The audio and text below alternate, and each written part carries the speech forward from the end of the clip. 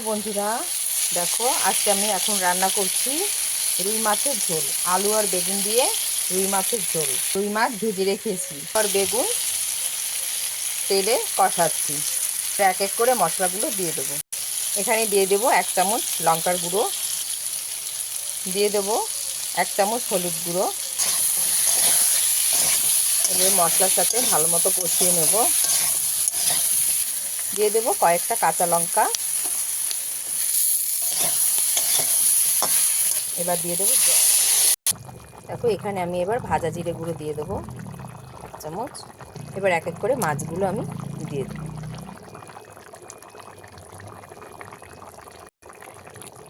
দেখো সব মাছগুলো আমার দেওয়া হয়ে গেছে। আর একটু সময় ফুটিয়ে রান্না করব, তারপর নামিয়ে। দেখো বন্ধুরা, রুই মাছের ঝোল আমি নামিয়ে নিয়েছি, হয়ে গেছে। দেখে নাও কীরকম হয়েছে ফাইনাল লুক। ভালো লাগলে লাইক, কমেন্ট, শেয়ার আর সাবস্ক্রাইব করে আমার পাশে থাকবেন বন্ধুরা। দেখা হচ্ছে নেক্সট ভিডিওতে। সবাই ভালো থাকবেন।